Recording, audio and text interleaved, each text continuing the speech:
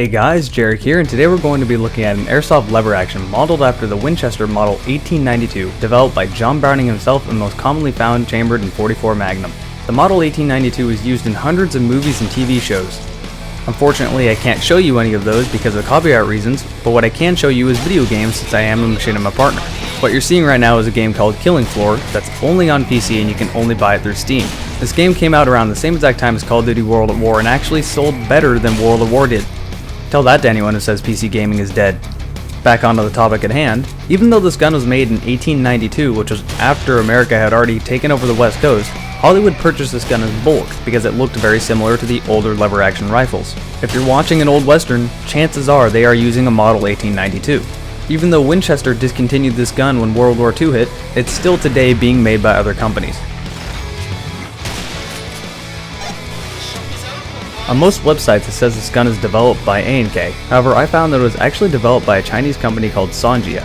This gun is rather rare and is actually kind of hard to get. The only places to order one of these is across seas, as I don't see any American retailers selling these at all. Even when you're ordering from across seas, it's one of those guns that'll show up for a week and then disappear for 6 months, so it's never in stock for very long. As you can see by the box, it kinda got beaten up during shipping, and Customs took a little bit of interest in it.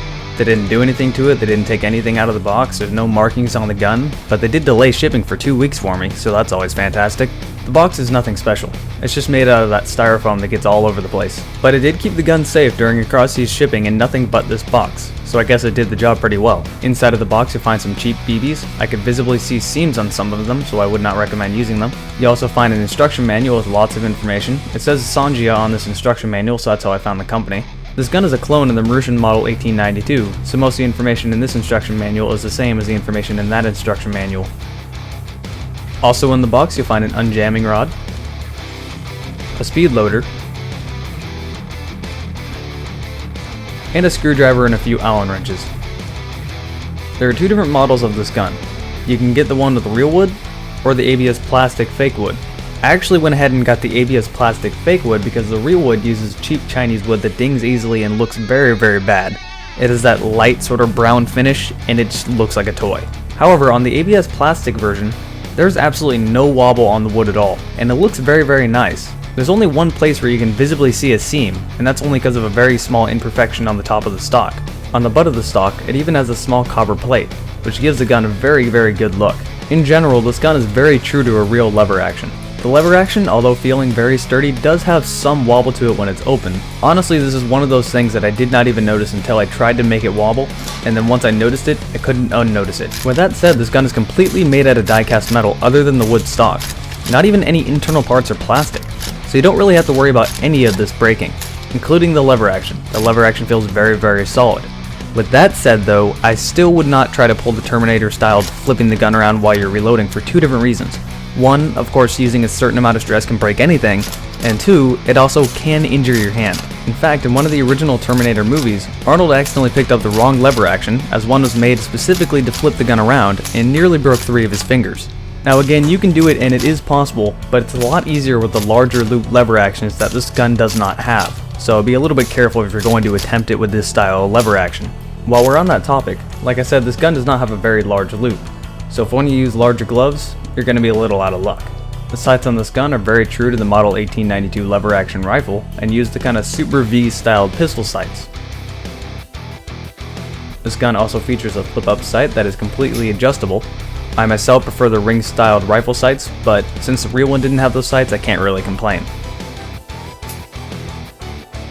The airsoft lever action also has the loop on the side of the gun. This loop was used to help secure the gun while riding horseback. Something I quickly learned about this lever action rifle: make sure you pull the lever action forward all the way when cocking the gun. If you don't push it forward all the way, an extra piece will not move upward inside of this gun. What this piece does is brings the BB in front of the piston so it'll load it into the chamber. Otherwise you'll be shooting nothing.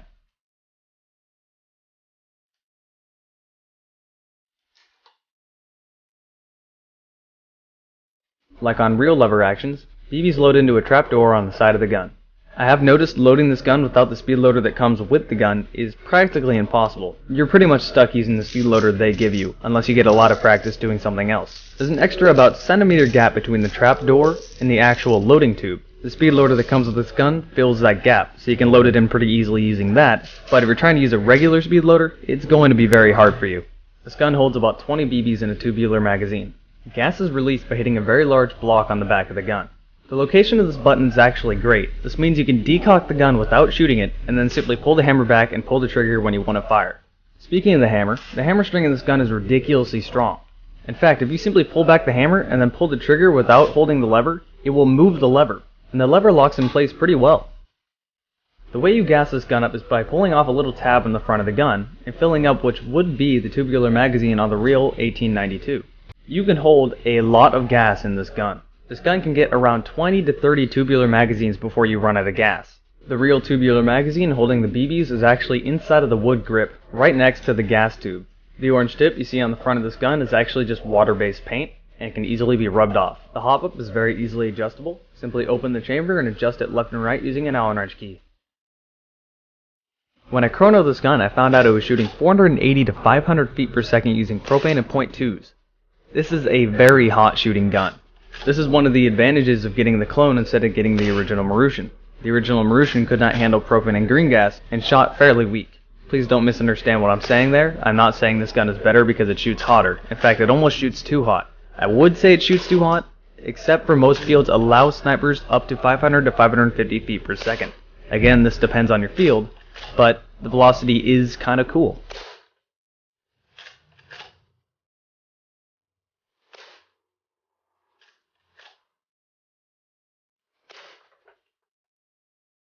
Unfortunately, when I was testing the accuracy for this gun, the heaviest BBs I had were .28s. I would highly recommend getting something a lot heavier, like say .40s up to .50s even.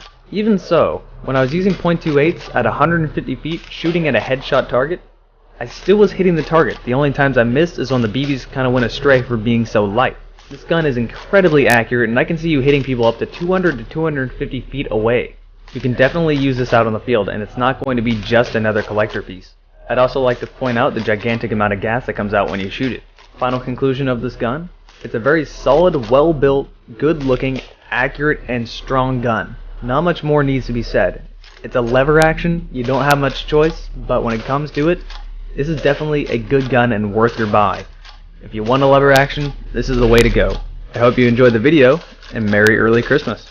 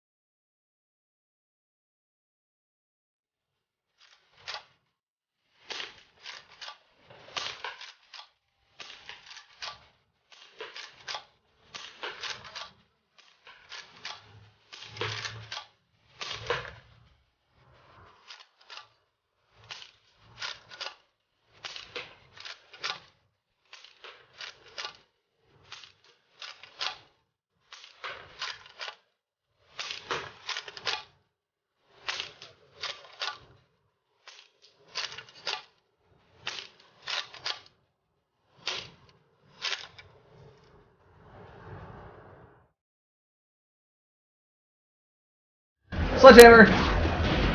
Hurrah! Hurrah! This is the best thing! I can't see what I'm doing though, because there's so much blood. I died. What the hell is that supposed to be? What? That looks like some crazy demonic bird.